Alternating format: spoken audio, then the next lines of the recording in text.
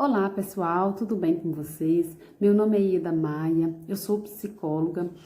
Atualmente eu trabalho em Padre Paraíso, no CRAS, né, que é o Centro de Referência de Assistência Social, e trabalho também em uma ONG chamada Menina Dança.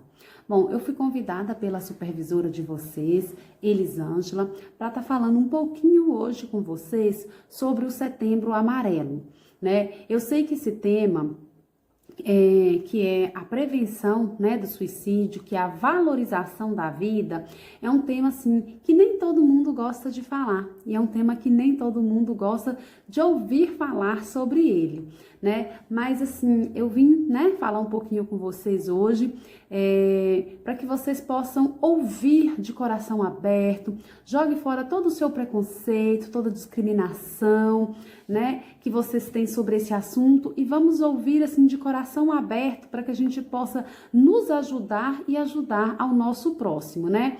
Porque a gente tem assim, a questão do suicídio é uma questão de saúde pública, né? E principalmente uma questão, na maioria das vezes, ligada à saúde mental.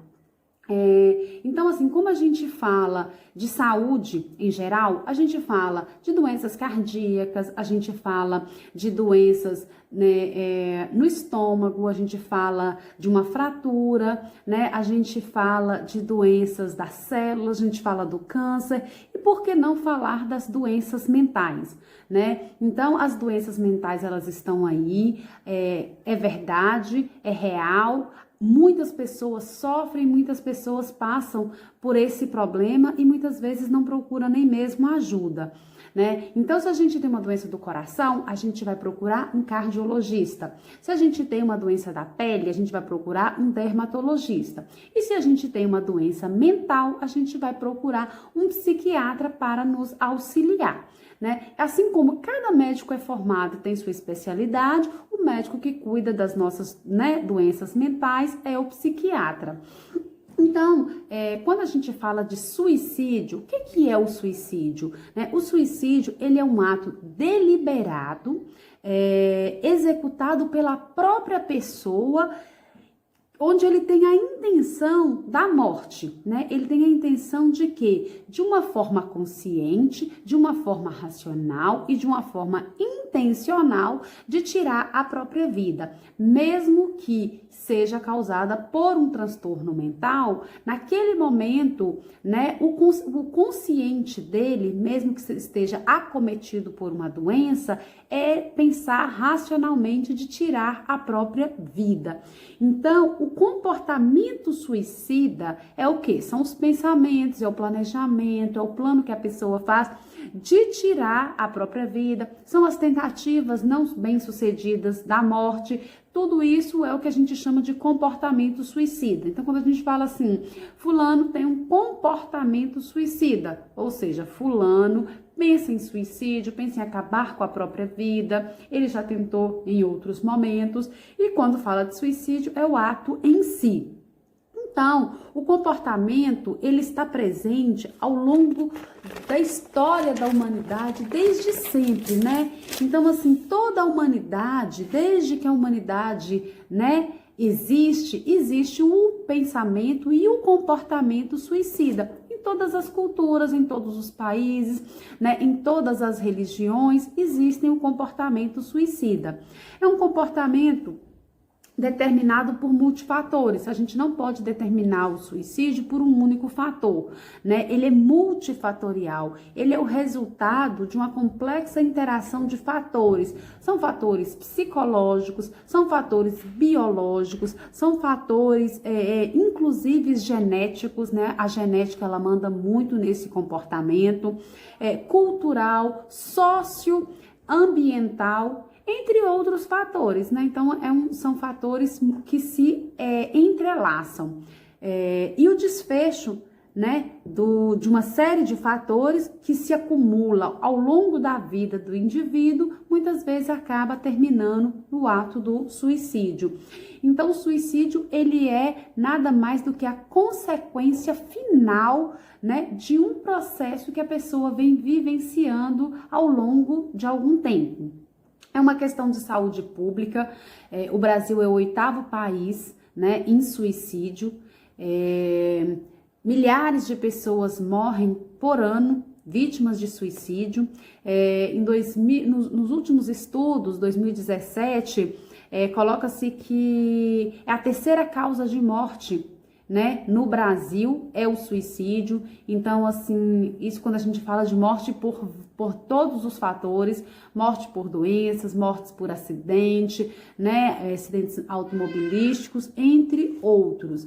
Então, assim, a gente vê o quê? Que é uma questão de saúde pública e que, segundo a Organização Mundial de Saúde, é algo que a gente poderia prevenir. Então, o suicídio é algo que a gente poderia prevenir, desde que os profissionais de saúde, professores, amigos, pessoas próximas, né, daquela pessoa que tem as ideias suicidas, elas tenham o quê? Elas tenham uma forma de reconhecer, elas sejam capacitadas, elas estejam aptas a reconhecer quais são os fatores de risco presentes naquela pessoa, né? Então, assim, os estigmas, o tabu relacionado a esse tema ainda é um dos principais fatores que impedem que a gente fale sobre o assunto, impedem que a gente detecte precocemente um potencial suicida, né? E, consequentemente, que a gente possa prevenir o ato em si.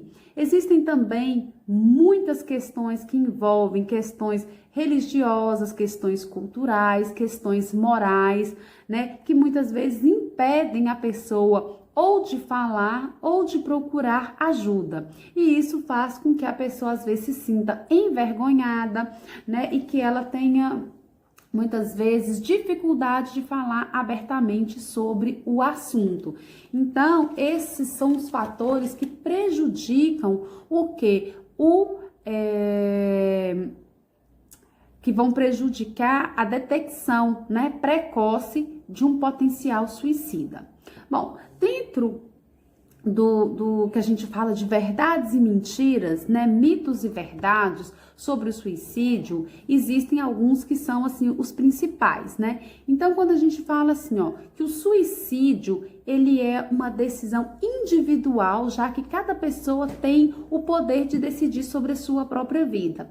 Essa é uma afirmativa falsa. Por quê? Porque se a pessoa que suicida, na grande maioria das vezes, ela é acometida por uma doença psiquiátrica, ela não tem condição de decidir sobre a sua própria vida, né? Então, ela não tem como decidir se ela quer viver ou se ela quer morrer. Então, ela não tem como ser uma decisão individual quando a pessoa é acometida por uma doença mental. Outra afirmativa é que quando a pessoa ela pensa em suicídio, ela terá risco pelo resto da vida.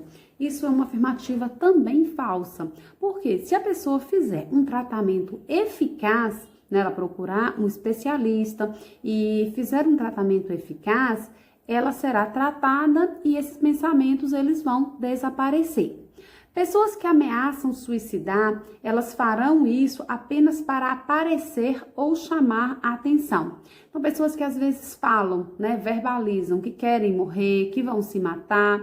As pessoas têm o hábito de dizer que elas só querem chamar a atenção ou que elas querem apenas aparecer. E, na verdade, isso é mentira, isso é falso, né? A maioria das pessoas que suicidaram, elas falaram dos seus planos, né? Elas deram algum sinal sobre as suas ideias, né? Sobre os seus pensamentos e muitas vezes não foram levadas em consideração. Então, a maioria das pessoas que cometeram suicídio após a sua morte, várias pessoas relatam: tal dia ela falou que ela queria se matar. Uma vez ela comentou que ela queria sumir. Uma vez ela comentou que ela queria dormir para sempre. Então, tudo isso são sinais, tudo isso são sintomas, né, que a gente tem que prestar atenção.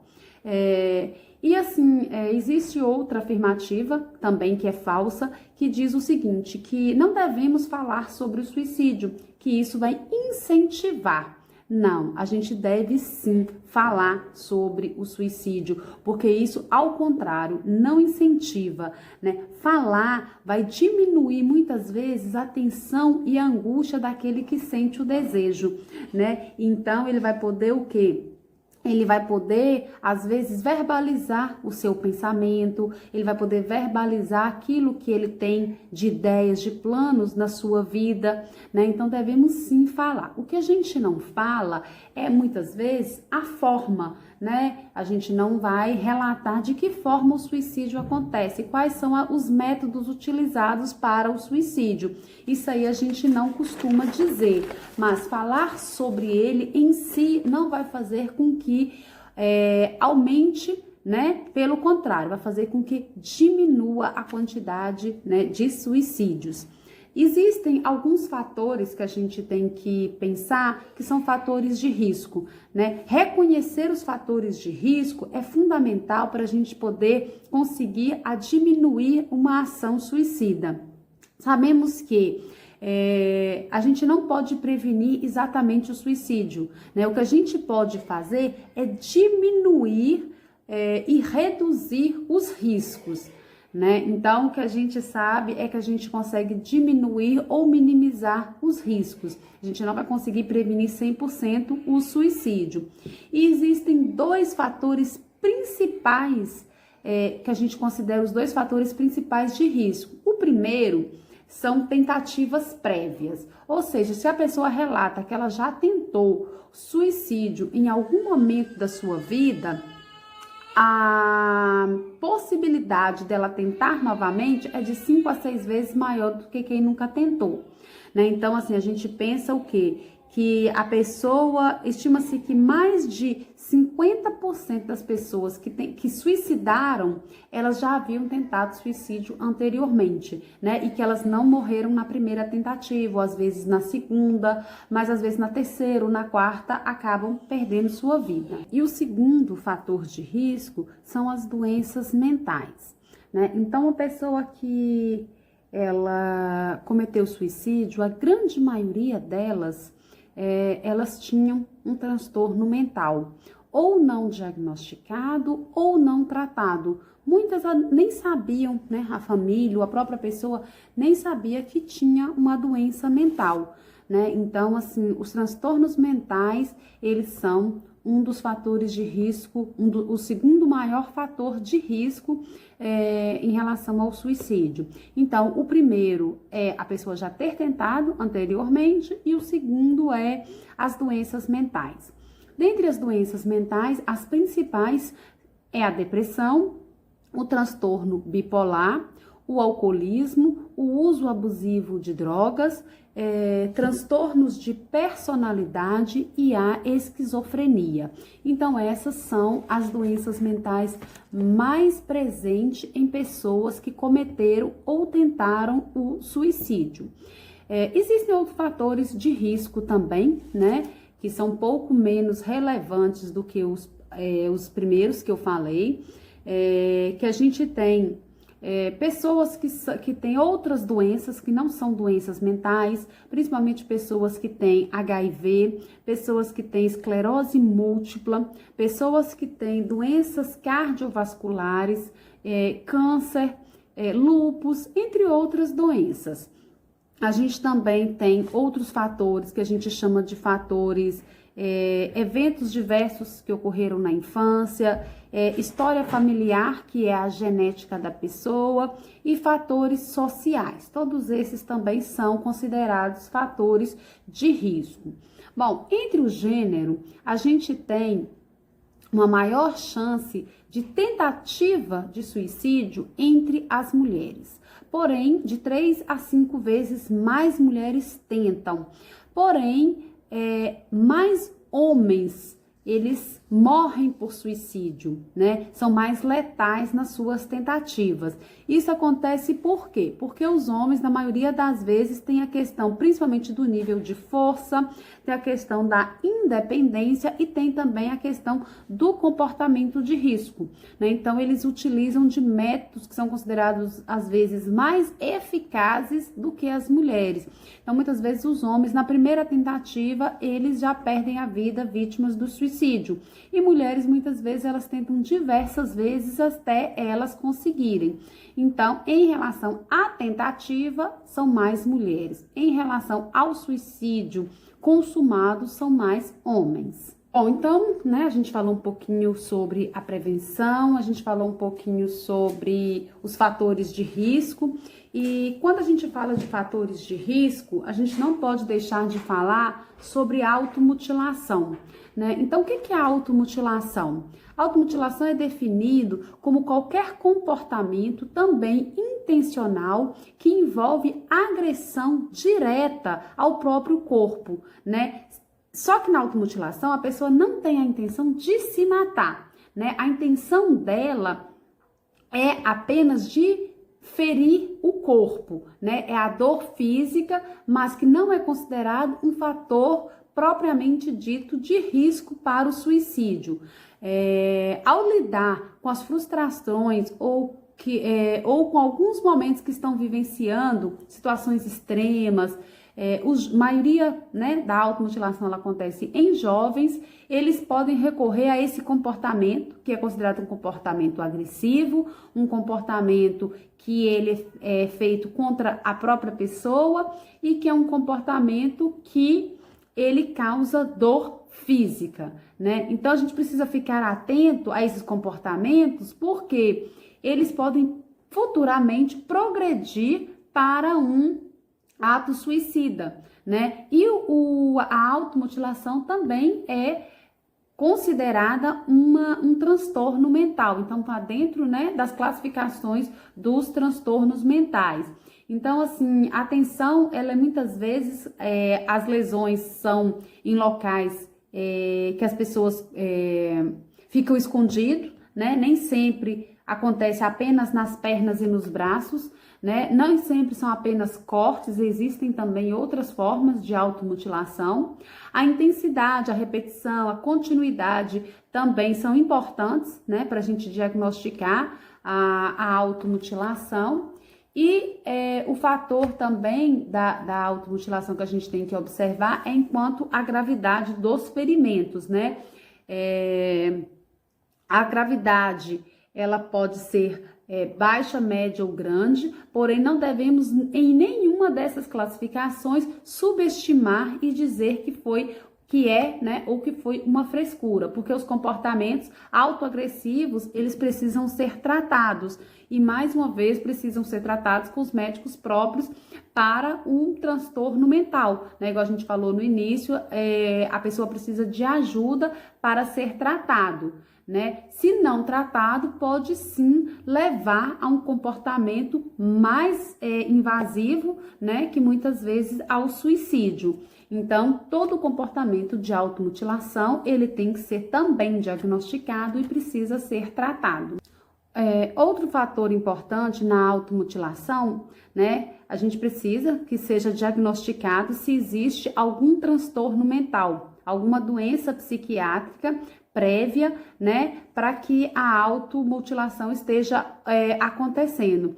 Mas existem também outros dois fatores de risco que ele é muito importante, que é o uso de álcool e droga, né? Se esse jovem, se esse adolescente está fazendo uso de álcool e droga, ou se ele está sofrendo bullying, que são dois fatores também super importantes no comportamento da automutilação.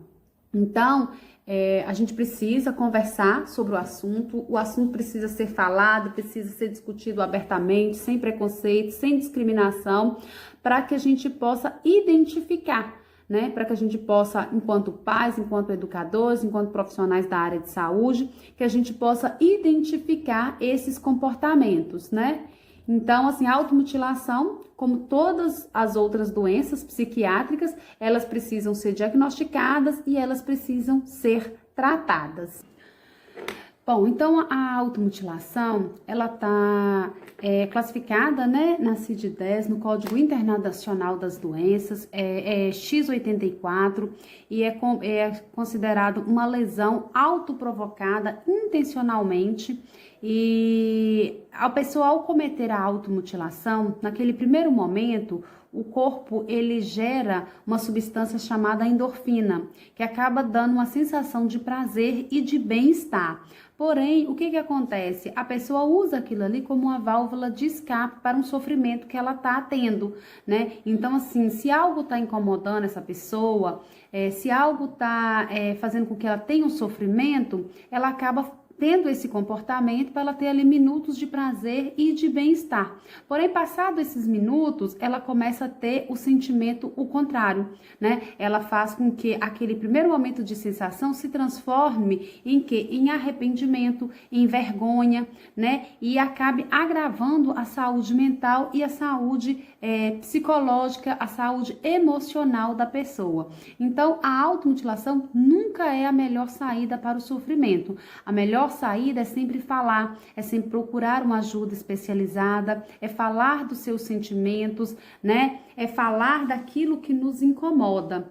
Então, é por isso que no Setembro Amarelo a gente fala de suicídio, a gente fala de automutilação, né? A gente fala de saúde mental, né? A gente fala de valorização da vida, porque o que é mais importante é a valorização da vida. Então, assim, sempre que for necessário, procure uma ajuda, né? Procure uma pessoa da sua confiança, procure uma ajuda profissional, né? Para que você possa se restabelecer emocionalmente, psicologicamente, mentalmente. Bom, então era isso que eu queria falar com vocês. Agradeço, né, Elisângela, agradeço a escola. E se em uma outra oportunidade, né, tivermos de falar sobre outros assuntos, estou à disposição, né? A gente pode estar marcando, depois, quando a pandemia passar, a gente pode estar tendo um encontro pessoalmente. E muito obrigado e até o próximo.